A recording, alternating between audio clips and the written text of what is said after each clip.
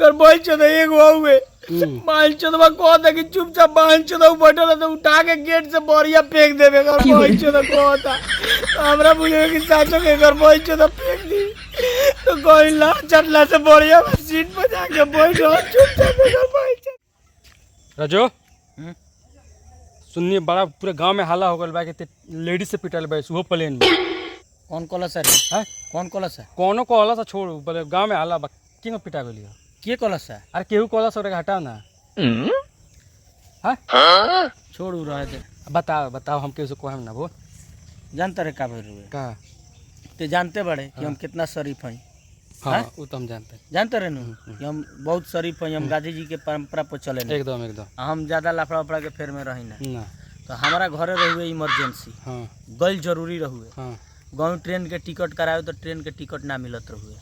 तो हम कहीं चलो ट्रेन के टिकट ना मिलत तो साला फ्लाइट से जाए तो हम जाके फ्लाइट के टिकट करा ले ठीक बा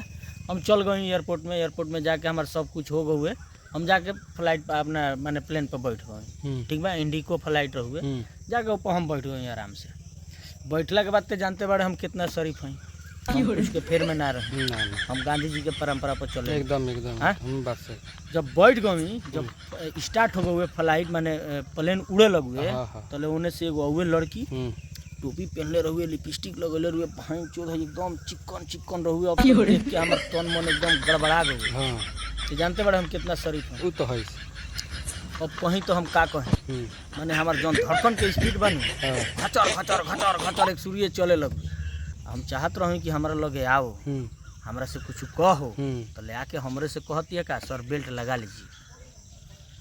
अब तो जानते बड़े कि मन में हमारा कितना माने लड्डू फूटल हुई वो टाइम में यही में बात बा कि ते जानते बड़े हम कितना शरीफ हैं वो तो हमरा मालूम है इस सब के फेर में हम ना रहे चल गए 20 मिनट के बाद फिर हुए जब प्लेन ऊपर जाके अस्थाई हो गए तब आवती है तो कहती है कि सर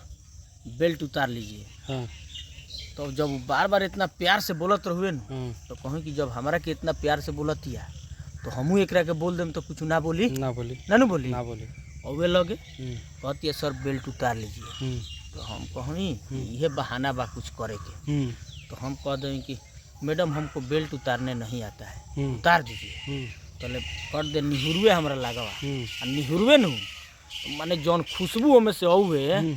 हम तो कहीं कि एक बहन के तो कुछ टान के रख ली बोतल में भरे लायक रही तो अच्छा। छिड़क के कहीं जाल जाती घूमल जाती संगे संगे तोरो पर मार देती ना हमारे सुन ना तो माने इतना तो जरूर भोगे कि तनी देर खातिर बुझे कि बहन के परलोक में बने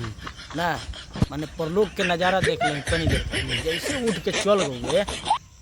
चल गए उठ के ओकरा बाद मने ना लागत रहे मन खुरिया गए रहुए एकदम बार बार उठत बैठत करत रही तो फिर उन्हें खिड़की ओकनी एगो खिड़की रहला होने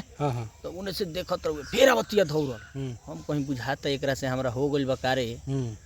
ना पूछबे का हमरा बुझे हुए लपछप हो गइल बा का अच्छा ओवे दौड़ल कहतिया जी सर बोलिए क्या बात है अब तो तोरा से का कहीं पूरा अंदर के जौन फेफड़ा करेजी गुर्दा हमार सब फेफड़ा गई एकदम कहीं कि अब तो वहाँ कुछ बोलबे करे तो उठ गई कहीं मैडम एगो काम बा कहतिया क्या काम है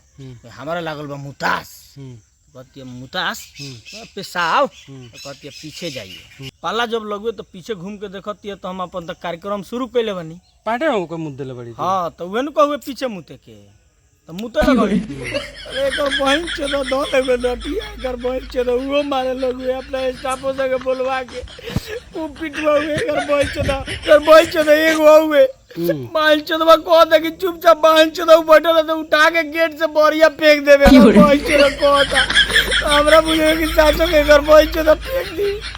तो कोई ला चटला से बोरिया सीट पर जाके बैठ चुपचाप